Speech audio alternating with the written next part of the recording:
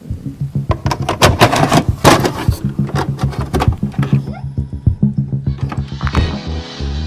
style, y'all. Insanity, insanity, whatever happened to humanity? Ooh.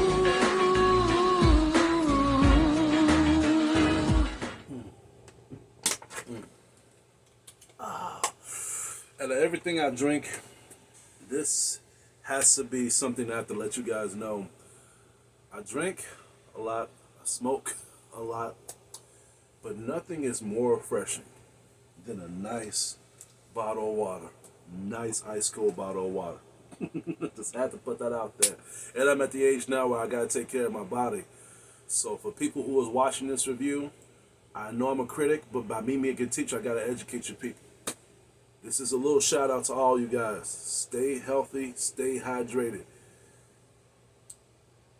Don't worry about petty shit, stupid shit, negativity. You cannot save everybody. You cannot save the world, homie. But you can always get that money, though. That's my motivation. Anyway, I just got back from seeing The Blackening. And I want to talk about it.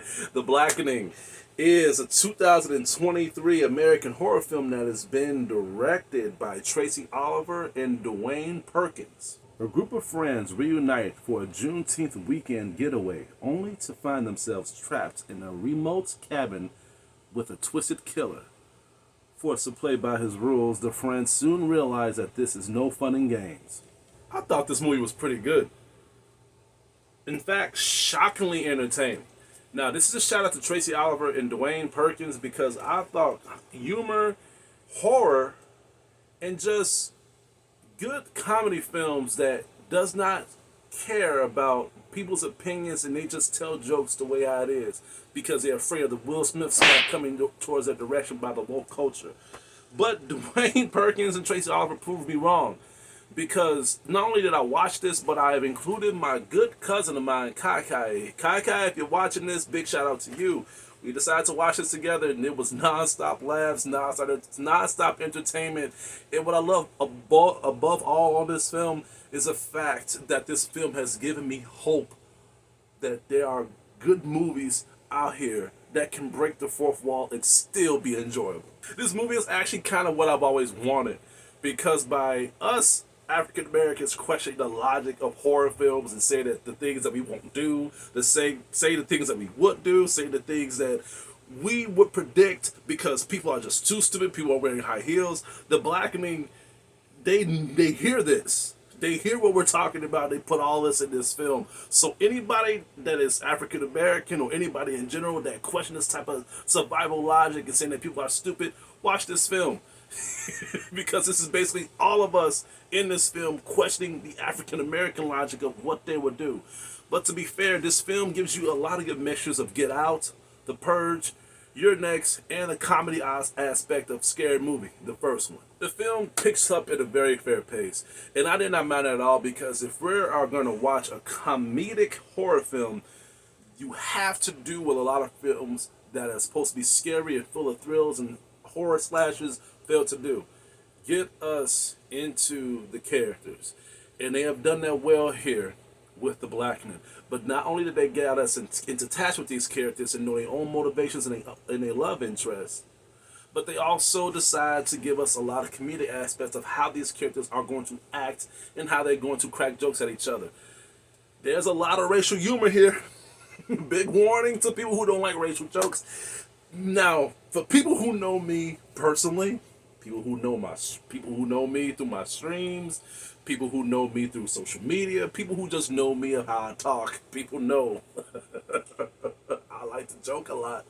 And my main favorite strength is racial humor. I'm a stereotype. But what is a black man without being a stereotype? I'm a huge stereotype. And by me being a stereotype, it's added to humor. A lot of racial humor. Not by disrespect, but just by pointing out certain things. And what I like about the blackening is that they do that here. Not to the point where it stands out, but in a way where it is funny. It is very comedic. And for people who don't agree with what they're saying, they would literally be in the back of the seat so people won't see, and they will be like, I agree. And I thought that was well to add that with the dialogue aspect for us being attached to these characters to see how things was going to be when they're under pressure. And the reason why I'm saying that is because later on we get introduced to the main power engine of the film. When shit gets hit in the fan and when things get bad, how's you going to mix that humor? How's you going to mix that chemistry? How's you going to mix that dialogue into a survival tactic aspect of how people are going to think when they're under pressure? They have done that well here. I thought it was going to stand out. I thought it was going to be cringe-worthy. And above all, it was going to pull me away to the film where it wasn't going to be enjoyable anymore. Which is the reason why I've kind of stayed away from new generation horror films in the first place. But the Blackening actually stays in this lane to the point where it didn't even feel like a comedy film. Only when they begin to speak out of turn or when they begin to say things that's in common sense like. But other than that, when things got scary, they knew how to make it scary. They knew how to make you be on the edge of your seat. And above all, they did it in a way where it was common sense, though. So if people would tell you that this film is not scary, it's because they did things in a common sense manner. But it did scare me because even though they was doing things in a common sense state, I was still fearing for their lives because sometimes the enemies will predict what they would do.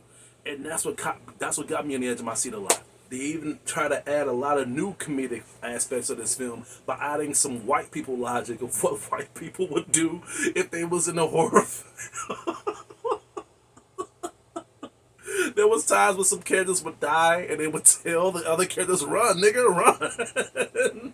And they would just sit there and stuff like that. They would literally act not themselves. Act like it was this movie had me and my cousin looking at each other like, we know what they doing. And it's beautiful. It's so crazy. The acting was well done with all characters actually, but especially Grace Byers, Melvin Gregg, X Mayo, and Dwayne Perkins.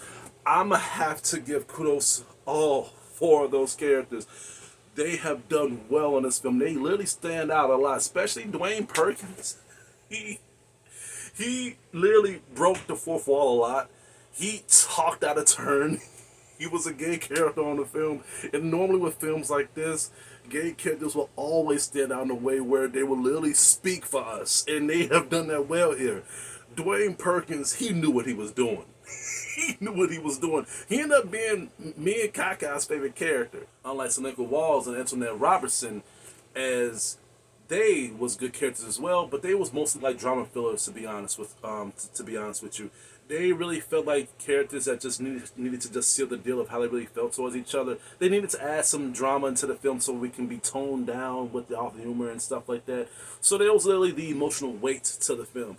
So again, they did pretty well. The film will mostly entertain you. It will pull you to the edge of your seat. I really can't wait to watch this film again, honestly. Woke culture may disagree, but that's the reason why I really do love this film is because it breaks the fourth wall. It breaks the ice and it lets fans know this is what we want.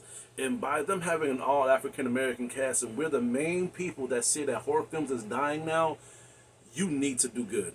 This is a film that had to do good because by us having that green light, if we fucked this movie up, then all hope was lost. I'm giving so much praise.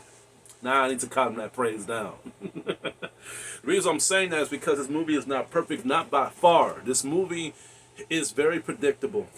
Very predictable in a way where this film wants to give you this mystery aspect of who the killer is, but you know who the killer is a mile away. You know where this film is coming from, and above all, it kind of stands out to the creativity of what they could have done.